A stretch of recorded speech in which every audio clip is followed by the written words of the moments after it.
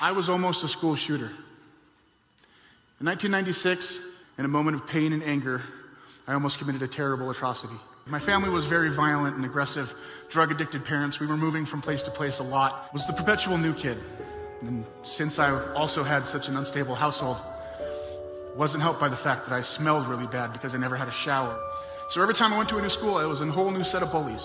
Dumped food on my head because I said I was too fat. But the bullying wasn't just at home, or wasn't just at school. It happened at home a lot too. I was told I was worthless by just about everybody in my life. And when you're told you're worthless enough, you will believe it. I always had heard in life that there was good people and bad people. I must be one of the bad people, so I guess I would have to just do what I was supposed to do. 15, 16 years old, I ended up homeless. My parents had long ago kicked me out because I didn't want to deal with their drunken fighting anymore. The abuse just never seemed to stop. Finally, 16 years old, I'm sitting in my best friend's shed, who I thought I had already pushed away too by stealing from him and lying from him, knowing that if I didn't do something, I was going to kill myself soon. So, I did the only thing I could think to do. Grabbed a phone book and I called social services. So when I went to social services, sadly, they didn't just bring me in there. They also took my mom in there too, who happened to be one of the largest sources of my pain growing up. And as they sent me home with her, she turned to me and she said, "Next time you should do a better job and I'll buy you the razor blades." My heart just got ripped out of me at that point completely. I had nothing left to live for. I literally had nothing to lose. And when you have nothing to lose, you can do anything. I was going to attack either my school or a mall food court. There was some gangbanger kids near my school. So I went up to him and said, "Hey, can you get me a gun?" "Sure, get me an ounce." "All right, give me 3 days." That was it. I was waiting to get myself a gun so I could kill a lot of people.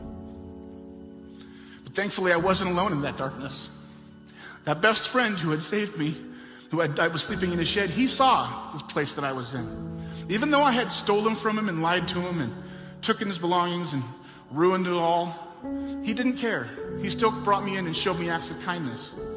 It was literally just sitting down next to me. "Hey, would you like a meal? Let's watch a movie." Treat me like I was a person. And when someone treats you like you're a person, when you don't even feel like you're human, it'll change your entire world. And it did to me. He stopped me with his acts of kindness from committing that atrocity that day. If you see someone who's in that spot that needs that love, give it to them. Love the ones you feel deserve it the least because they need it the most. Instead of looking at that kid like he's a threat, look at him like he might be a friend. Now I'm a happy family man. I have a father of 4.